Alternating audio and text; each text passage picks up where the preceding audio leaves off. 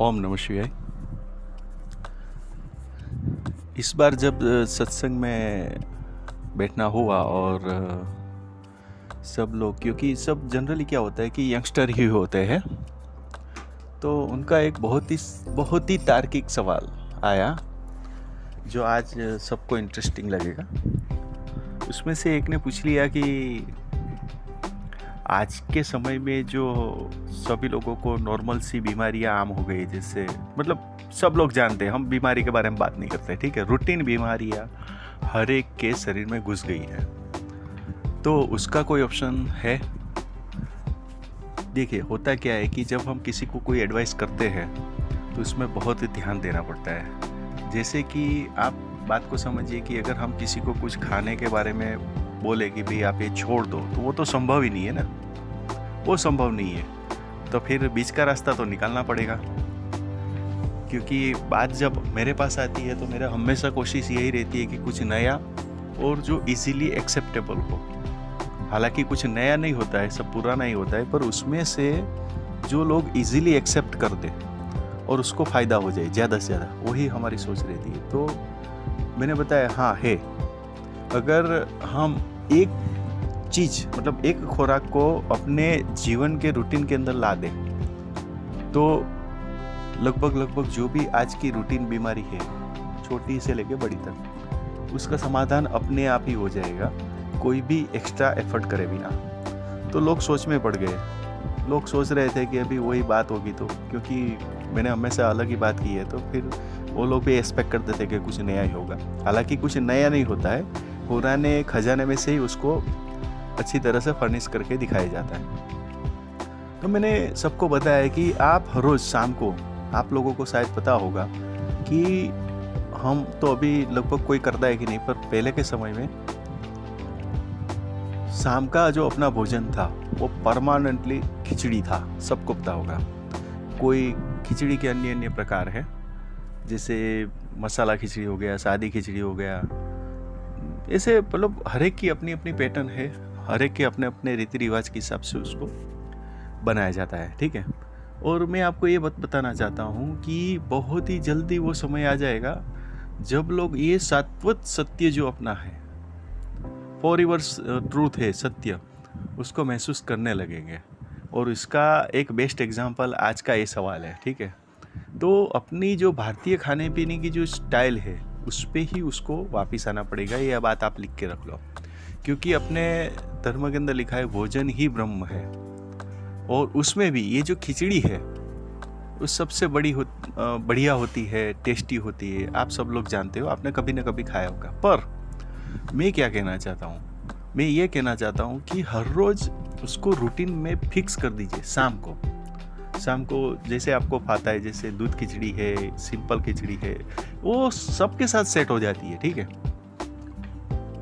आप सब जो आज के जो लाखों युवा है जो सिर्फ फास्ट फूड ही पता है उसको, देखिए कोई भी चीज़, मैंने पहले ही बताया, मेरा कोई भी वीडियो में कोई भी क्रिटिसाइजेशन नहीं होता है, ये सब जनरल बात से लेके आज के समय में हम लोग देखें तो फास्ट फूड के ऊपर लोग बहुत ज़्यादा इम्प्रेस है और वही खाते हैं। और शाम को तो आप, जहाँ तक मेरा नॉलेज काम करता है, लगभग सारे हर एक के घर के अंदर ये फास्ट फूड घुस गया है। तो मैं ये कहना चाहता हूँ कि एक तरफ जहाँ लाखों युवा रोज फास्ट फूड खाकर अपनी सेहत को खराब करते हैं, वहीं दूसरी तरफ आप देखो कि खिचड़ी जैसा एकदम सिंपल सा सादा सा खुराक, बेहतरीन खुराक से दूर रह के भी वो अपने आप को बहुत सारा नुकसान पहुंचाते हैं।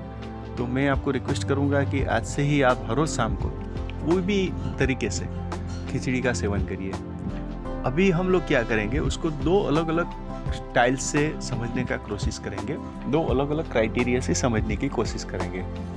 आपको पता है कि अगर कोई भी चीज़ समझनी हो तो उसके अंदर दो पहलू आते हैं, एक तो आध्यात्मिक या धार्मिक पहलू, और दूसरा आता है आज का टुडे साइंटिफिक सिनेरियो, ठीक है। तो आज हम दोनों तरह से खिचड़ी को पहचानने की कोशिश करेंगे।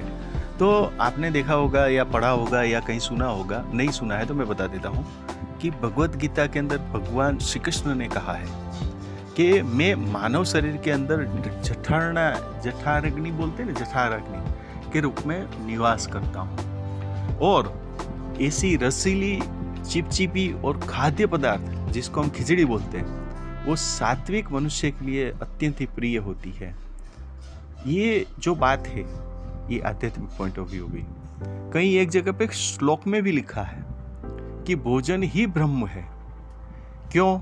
क्योंकि प्रत्येक प्राणी अन्न से ही उत्पन्न होता है।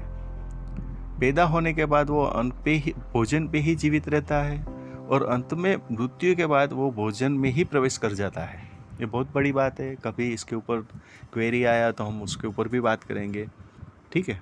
पर ये एक एकदम सिंपल सा लॉजिक है, तो ये एकदम से ध्यान में रखने वाली बात भी है। अच्छा, इसका दूसरा लॉजिक क्या है कि हालांकि अपने घर में से तो अभी वो सब चला गया है, अगर आपको और भी इसको टेस्टी करनी है तो आप क्या करें कि यही खिचड़ी को अगर आप मिट्टी के बर्तन में बनाते हो तो उसकी गुणवत्ता यानी क्वालिटी और जो टेस्ट यानी स्वाद जो है वो एकदम से बढ़ जाता है। इसीलिए पहले के समय के अंदर, हालांकि ऐसा नहीं है, आज में भी मैंने देखा है कई कई करोड़ों अब्बोपति के घर में भी पूरी जूनी सिस्टम ला दी गई है, उसके सब मिट्टी के। और आज भी आपने देखा होगा तो अभी तो मिट्टी का फ्रिज भी आने लगा है, मिट्टी का कुकर, मिट्टी का फ्रिज, मिट्टी के सब बर्तन मार्केट में मिलने लगे हैं, ठीक है। तो अगर आप उसमें धीरे धीरे, आज नहीं तो कल कन्वर्ट होना ही पड़ेगा, इसका कोई ऑप्शन नहीं है, ठीक है। अच्छा, ये खिचड़ी के अंदर और आपको कुछ ज़्यादा वो करना है, मतलब और टेस्ट बढ़ाना है, तो आप गाय का दूध लीजिए या गाय का घी लीजिए। उसके साथ अगर आप उसका सेवन करते हैं तो वो तन और मन दोनों को इतना लाभ पहुंचाएगा और उसका टेस्ट एक अलग ही होता है। एक बार आप ट्राई करके देखो तो आपको पता चलेगा कि नहीं, सही में हम लोग कितना, ये जो एक अमृतमय अपने घर में एक सिंपल सा खुराक, यानी आपको ये हर रोज फिक्स कर देना है, शेड्यूल फिक्स ही कर देना है कि शाम को खिचड़ी बनेगी। उसके साथ कुछ ऑल्टरनेट रखिए, अलग बात है, पर शाम को अगर थोड़ा भी आप खिचड़ी खा लेते हो तो बात बन जाती है। ये तो हो गया आध्यात्मिक धार्मिक पॉइंट ऑफ व्यू। अभी साइंटिफिक वे में बात करते हैं तो साइंस के अंदर भी जब उसकी रिसर्च की गई तो बताया गया है कि खिचड़ी के अंदर कम से कम 16 पोषक तत्व ऐसे हैं जो हमारे शरीर के लिए काम के हैं। जैसे इसमें ऊर्जा यानी कैलोरी हो गया, प्रोटीन हो गया, कार्बोहाइड्रेट हो गया। इसके मैं परसेंटेज में मैं नहीं जा रहा हूँ, ठीक है, वो आप अपने हिसाब से गूगल बाबा को पूछ लेना। तो ऊर्जा यानी कैलोरी हो गया, प्रोटीन हो गया, कार्बोहाइड्रेट हो गया, फिर आप ले लो फाइबर ले लो, ए बी सी विटामिन आ गया, फिर आप ई करके भी कोई विटामिन है वो भी आ जाता है, आयरन है, सोडियम, पोटेशियम, मैग्नीशियम, फॉस्फोरस और जस्ता और न जाने क्या क्या।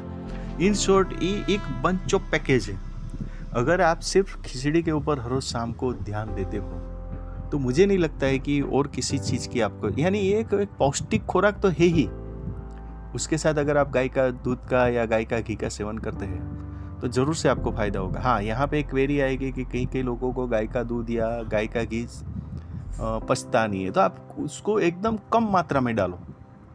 फिर जैसे जैसे पचने का चालू हो जाए तो फिर आप उसकी मात्रा बढ़ाओ, यानी आप बंद मत करो। मैं तो हर एक को बोलता हूँ, और बहुत एक हमारे धर्म में तो लिखा है, पर आपको शायद पता नहीं होगा कि एक फॉरेन का जो एक साइंटिस्ट था उसने तो ये बोला है कि आप कर्ज करके भी घी को खाओ, कर्जा करो और घी को खाओ, ठीक है।